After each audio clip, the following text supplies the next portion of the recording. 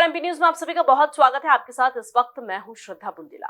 मध्य प्रदेश में विधानसभा चुनाव 17 नवंबर को पूर्ण हो चुके हैं और अब इंतजार है 3 दिसंबर का। जी हां, मतगणना के उस दिन का इंतजार अब लोग बेसब्री से कर रहे हैं, जिस दिन सरकार बनने वाली है, जिस दिन पता चलेगा कि किसके सिर पर ताज होगा। जी हां, लेकिन उससे पहले हम आपको बता दें कि विधानसभा सचिवालय ने 2 सदस्यों के जो रेजिग्नेशन लेटर हैं उन्हें स्वीकार कर लिया है। इसी मुद्दे पर आज हम बात करेंगे। मेरे सहयोगी संदीप मेरे साथ जुड़े हुए हैं। संदीप, क्या कुछ जानकारी?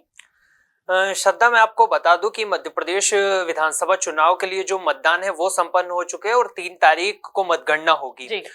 उससे पहले जो विधानसभा सचिवालय है उसने 2 सदस्यों की जो मान्यता है उसको रद्द कर दिया और बड़ा कदम ये विधानसभा मतगणना से पहले माना जा रहा है। अगर हम बात करें दोनों सदस्यों की, तो दोनों सदस्य इस बार निर्दलीय विधानसभा चुनाव मैदान में ताल ठोकते हुए दिखाई दे रहे हैं। हम बात कर ले महर से नारायण सिंह त्रिपाठी जो बीजेपी से आते हैं और इन्होंने टिकट नहीं मिलने से बीजेपी की से बगावत कर दी थी और अपनी एक अलग पार्टी बनाकर ये विंध्य में अपना परचम बुलंद करने के लिए चुनाव मैदान में दिखाई दे रहे हैं।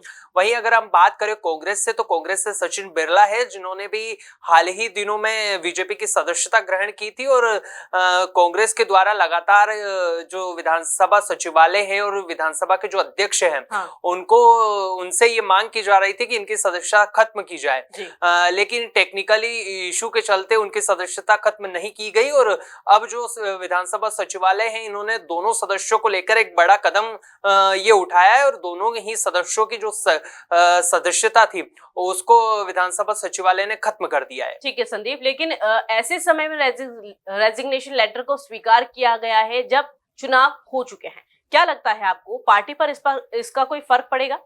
देखिए, दोनों ही राजनीतिक पार्टियों की अगर बात की जाए तो दोनों ही राजनीतिक पार्टियों की ओर से अपने प्रत्याशियों को चुनाव मैदान में भी उतारा गया और विधानसभा चुनाव के लिए जो मतदान है वो भी मध्य प्रदेश में संपन्न हो चुका है और हाल ही दिनों में अब हम मतगणना को भी देखते हुए नजर आएंगे। ऐसे में अब विधानसभा का जो एक भी सत्र नहीं लगेगा और मध्य प्रदेश में नई सरकार का गठन होगा।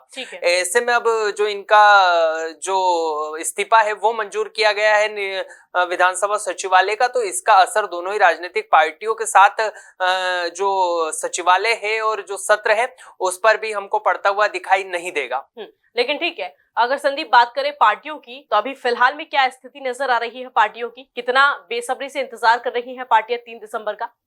देखिए, अगर बात की जाए दोनों ही राजनीतिक पार्टियों की जो प्रमुखता से मध्य प्रदेश में विधानसभा चुनाव लड़ती हुई दिखाई दी है और दोनों ही राजनीतिक पार्टियों को 3 तारीख का बड़ी बेसब्री से इंतजार किया जा रहा है। जिला प्रशासन जहां एक और मतगणना को लेकर तैयारी कर रहा है, तो वहीं दोनों ही राजनीतिक पार्टियों ने अपने जो प्रत्याशी है उनसे लगातार बातचीत की जा रही है दोनों ही पार्टियों की ओर से और वो भी मतगणना को लेकर अब तैयार नजर आ रही है।